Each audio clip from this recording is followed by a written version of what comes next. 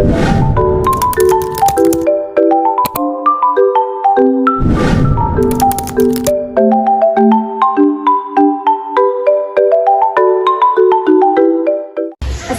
warahmatullahi wabarakatuh. Shalom, Om Swastiastu, Namo Buddhaya, dan salam kebajikan. Perkenalkan, nama saya Aurelia Aksal dari kelas 11-4, kelompok 5.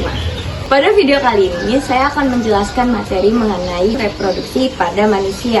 Hormon reproduksi terbagi menjadi dua, yaitu reproduksi pada pria dan hormon reproduksi pada wanita.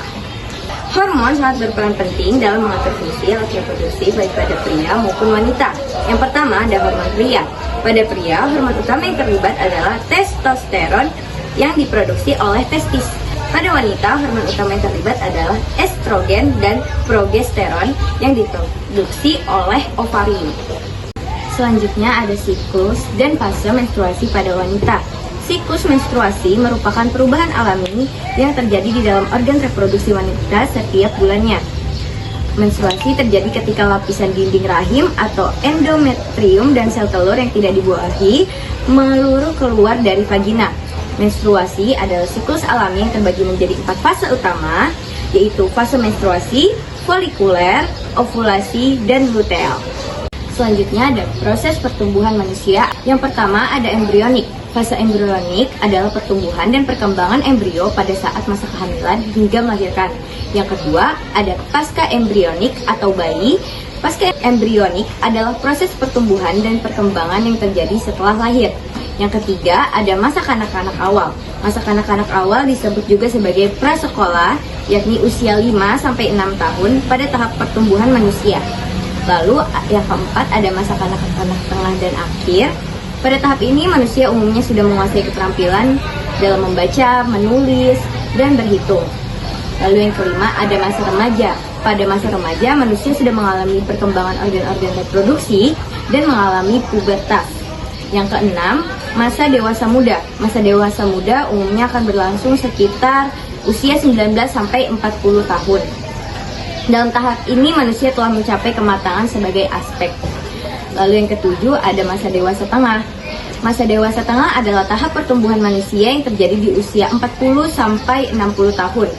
Di masa dewasa tengah ini kondisi manusia tidak begitu prima seperti masa sebelumnya. Yang ke-8 ada masa tua atau manula. Jika pada masa dewasa pertumbuhan berhenti, pada masa tua organ-organ tubuh mengalami penurunan fisiologis. Hal-hal yang bisa dilakukan saat usia muda sudah tidak bisa dilakukan pada masa ini. Fungsi organ tubuh mulai tidak bekerja secara maksimal, hilang ingatan sampai mengalami kematian. Selanjutnya ada organ reproduksi pada wanita. Organ reproduksi pada wanita bagian luar terdiri dari labia majora atau bibir besar, kedua labia minora atau bibir kecil, ketiga kelenjar Bartholin, keempat klitoris. Lalu ada organ reproduksi wanita bagian dalam yang terdiri dari vagina, ovarium atau indung telur, tuba fallopi atau oviduk, rahim atau uterus.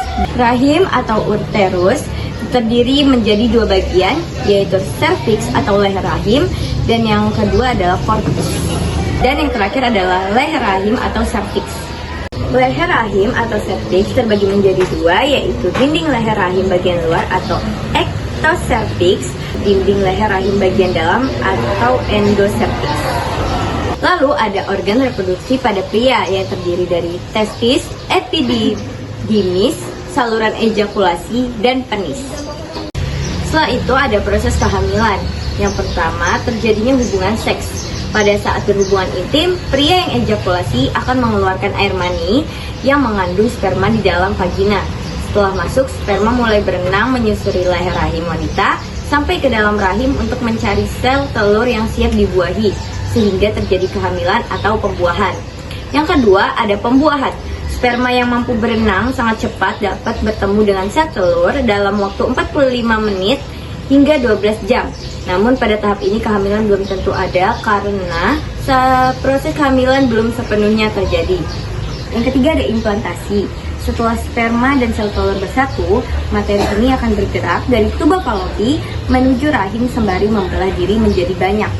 Selama perjalanannya, materi tersebut akan membentuk sebuah bola kecil bernama blastokista yang berisi kurang lebih 100 sel berbeda.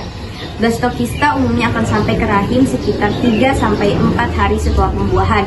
Namun blastokista juga bisa mengapung dulu di rahim selama 2-3 hari sebelum akhirnya menemukan dinding rahim untuk ditempel. Ketika blastokista sudah menempel di dinding rahim, proses ini dinamakan sebagai implantasi. Disinilah proses kehamilan secara resmi dimulai. Adapun KB atau keluarga berencana yang merupakan upaya untuk mengatur jumlah dan jarak kelahiran anak dengan menggunakan alat atau metode kontrasepsi. Tujuannya adalah untuk meningkatkan kualitas kesehatan ibu dan anak serta kesejahteraan keluarga secara keseluruhan. Ada beberapa jenis metode KB. Yang pertama ada pil KB, suntik KB, implan, iud atau intrauterine kondom, diafragma, patch KB, dan cincin vagina. Sekian materi mengenai hormon reproduksi pada manusia. Sekian materi mengenai hormon reproduksi pada manusia dari saya. Semoga bermanfaat dan maaf jika ada kesalahan kata. Wassalamualaikum warahmatullahi wabarakatuh.